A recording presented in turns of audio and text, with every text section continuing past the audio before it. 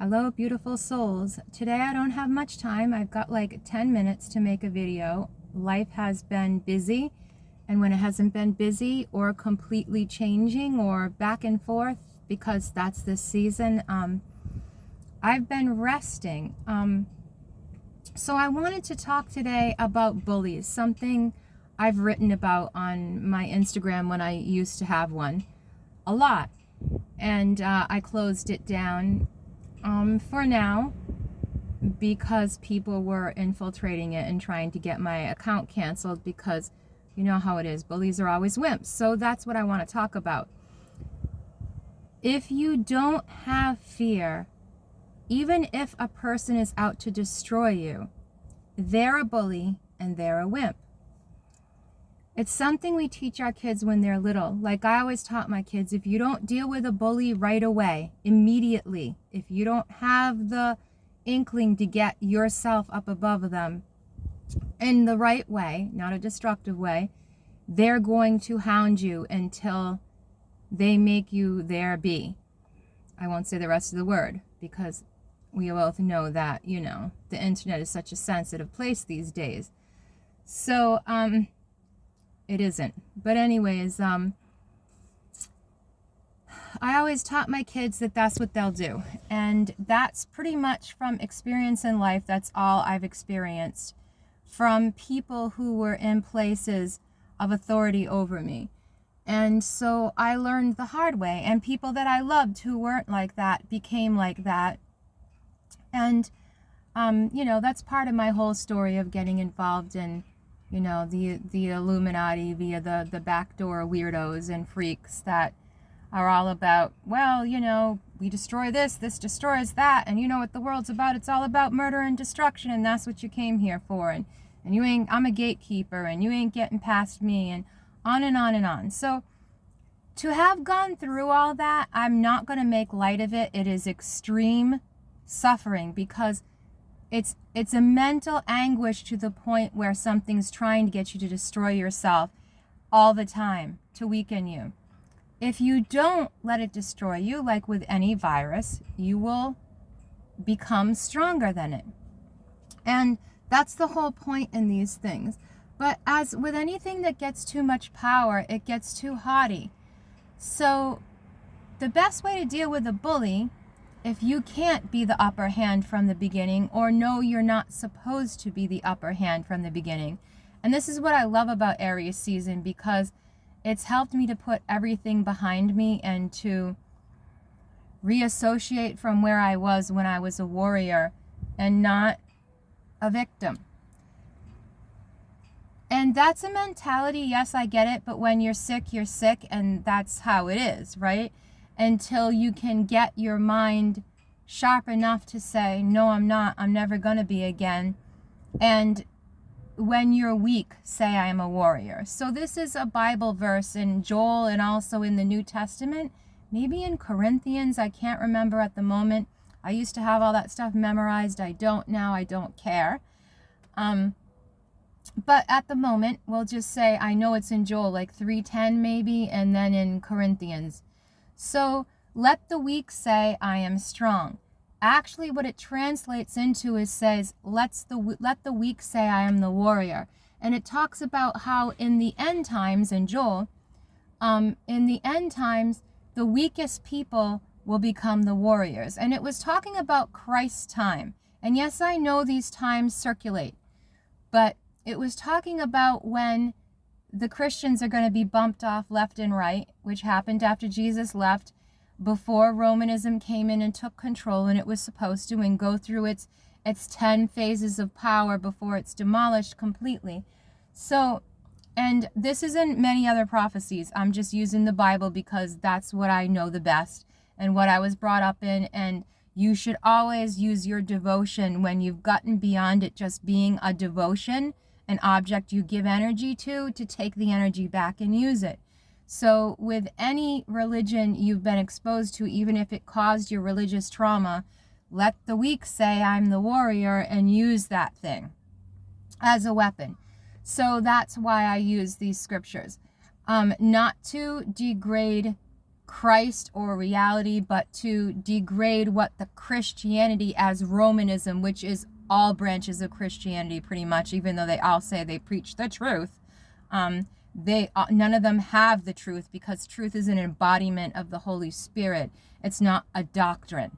It's the Christ living in you, the consciousness ascended into your mind, and therefore you have no more ego or past or who you were, but you're the Christ living.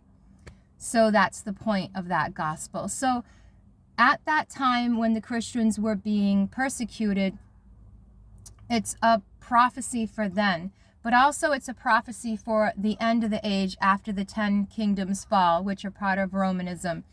And the people will literally be farmers and peacekeepers, but they will be able to take up their hoes and their shovels and use them as weapons against the supposedly strongest bully that ever existed. And this is how every story plays out in the universe. So, you know, people that know this and that go for the left-hand path, they have to be masochists and worship death. And that's their number one weakness, because they've admitted from the beginning that their time in their story is short. And their story is not how it ends. Their story is just always how we show that good prevails. So in the end, they're proving good prevails. Like, they're working for the good side. So some are enlightened enough to see that, which is their own balance. I still don't agree with all that. I think that if you've got to be a bully, you're a weakling. So I was getting bullied again by whenever my energy is weak and I'm weak and things are chaotic, I pretty much was getting bullied by everybody. Even my most special of people were having such distress in their life that they were turning on me. And I was able to see like the past demonic energies or 4D or demoted energies or energies from the 4D, the C, that I was working with and have all my life in myself and in other people, because as I've said before, metal is in all of us. It's inescapable. That's how it is. So, yeah, so they were tanked, and so therefore they were tanking me. And the way you tend to tank unconsciously is that you insult and berate people and put people down in public and try to make them look less than you, so you feel like you're better than them, which is really an impossibility. So I let that person have a taste of their own medicine, because I know them well enough that if I do that to them and then say to them honestly, hey, you're being a bully, that they're going to have to realize what they're doing and change, because more than anything, they need me. I don't need them. And then realizing it had to get to a point where I had to let them go. And they were like my last person in life. And so that took it took mourning. I knew it was coming. I'd mourned about it before, but then when it actually was there, I needed to mourn and process. And of course, at the same time, I got sick and all this other stuff is coming at me.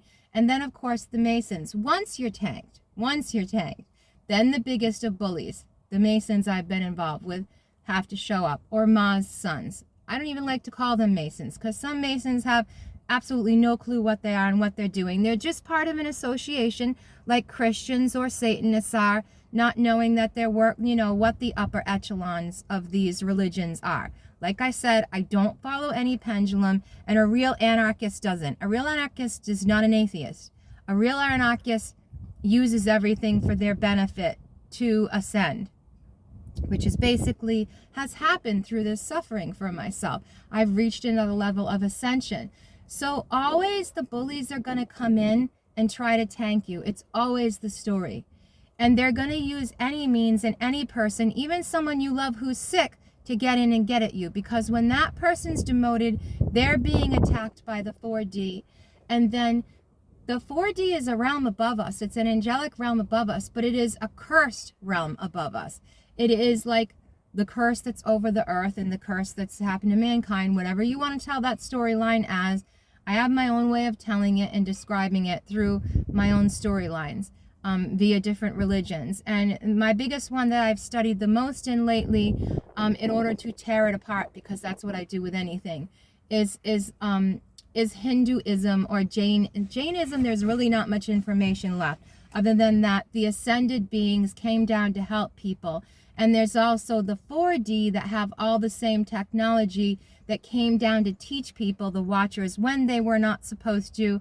And they screwed everything up and they got cursed. And because they were mad at their masters for cursing them for doing the wrong thing that they promised not to do, isn't the story always exactly the same? So then the angry person's got to blame, and then they went and defiled all manner of human genetics and animal genetics and all this. So whether you go after the Sumerian story or the Hindu story, or any of these stories that worship mountains all over the world, mountain schools of thought, large schools of thought. And yes, these mountains are embodied by energies, good and bad, left and right.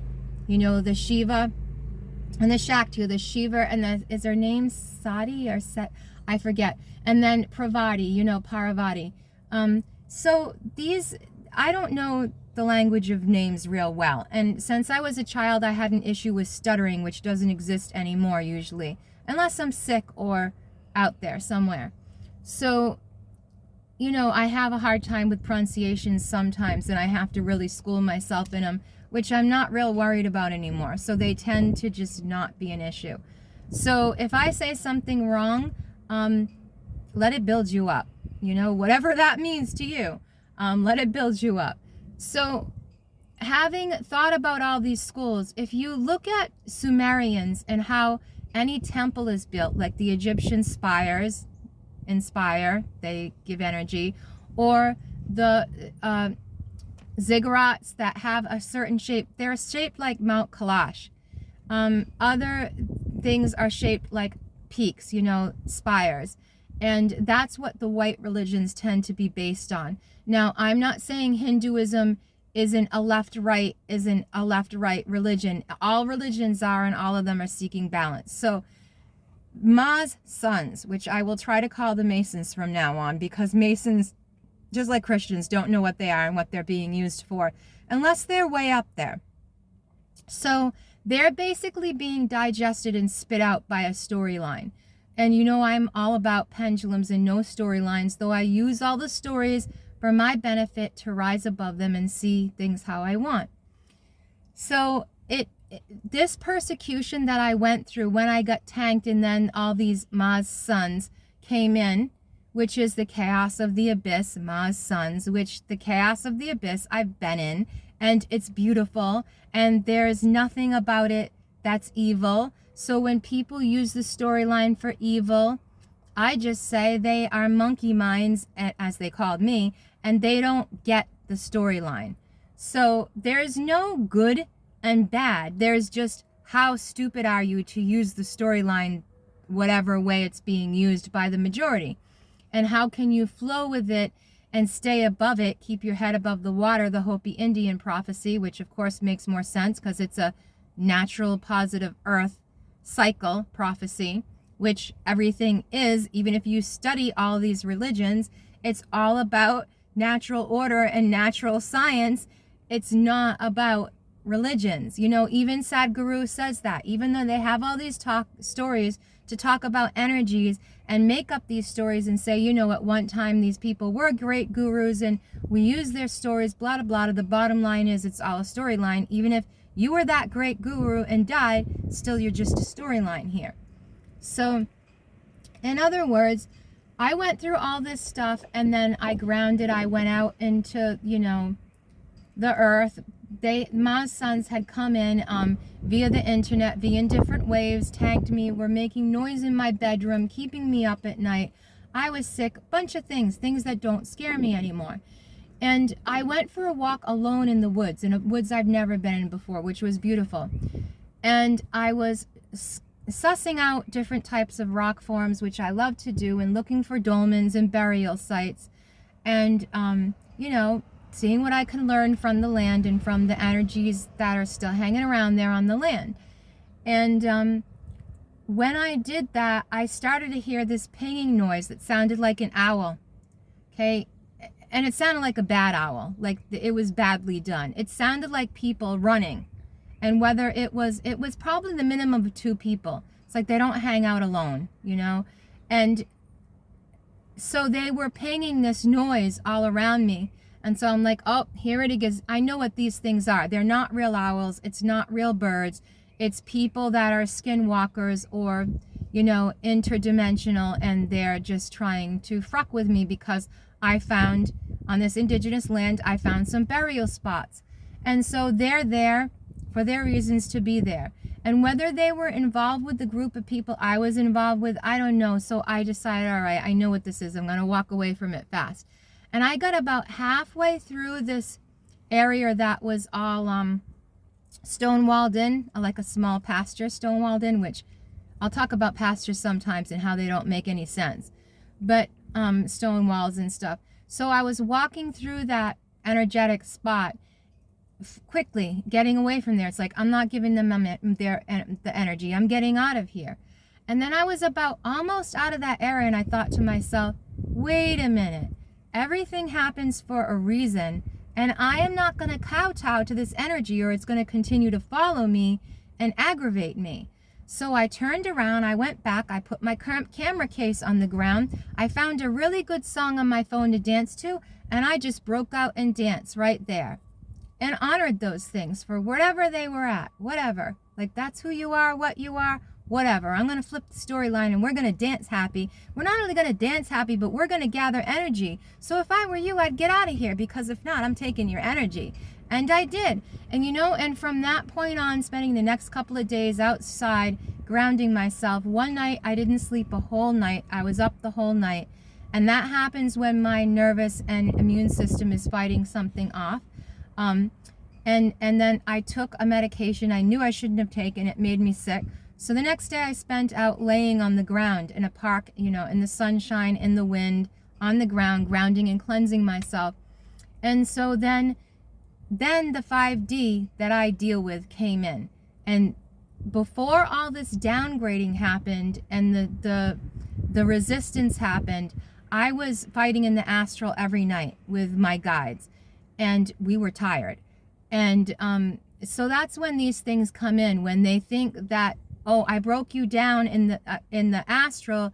I couldn't break you down in the astral, so I'm going to come to the physical where your fears exist.